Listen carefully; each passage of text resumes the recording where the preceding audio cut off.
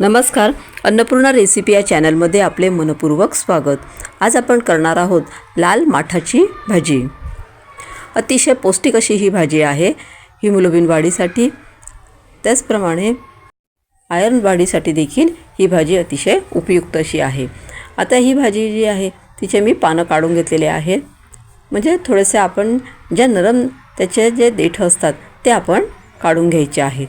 आणि नंतर मी तिला 3 वेळा पाण्याने स्वच्छ धुवून टाकलेली आहे। आधी आपण ती चिरून घ्यायची आणि मग धुवून टाकायची पाण्यामध्ये। 3 वेळा पाणी घ्यायचं आणि स्वच्छ धुवून टाकायचे, कारण त्याच्यामध्ये थोडीशी माती वगैरे असण्याची शक्यता असते, त्याच्यामुळे आपण स्वच्छ धुवायची।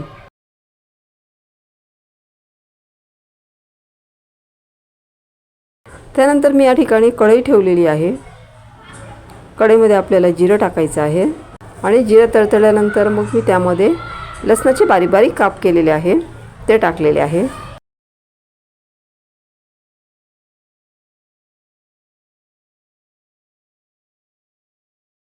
त्यानंतर यामध्ये मी 1.5 चमचा धना पावडर टाकलेली आहे, 1/2 चमचा हळद टाकलेली आहे।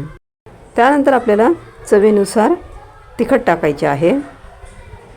आता ही भाजी आपल्याला जास्त जरी दिसत असली तरी ती शिजल्यानंतर थोडीशी होते, त्यामुळे तिखट कमी प्रमाणातच टाकायचं आहे आपल्याला।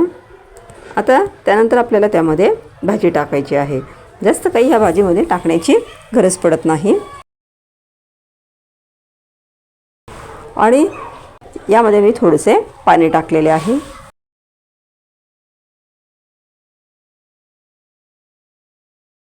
आणि चवीनुसार मीठ टाकायचे आपल्याला।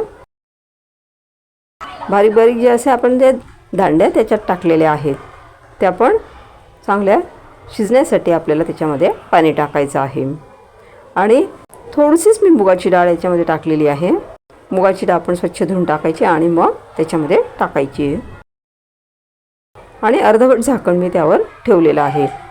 या ठिकाणी भाजी थोडीशी मध्यंतरी मी हलवून घेतलेली आहे। त्यानंतर पुन्हा झाकण ठेवलेले आहे। अजून मुगाची डाळ व्यवस्थित शिजलेली नाही आहे, त्यामुळे आपण अजून झाकण ठेवून देऊया। आता इथे आपली भाजी ही तयार झालेली आहे। अतिशय चविष्ट अशी ही भाजी तयार झालेली आहे। तुम्ही ही भाजी नक्की करून बघा। माझी ही रेसिपी जर तुम्हाला आवडली असेल तर ह्या चॅनलला सबस्क्राईब करा।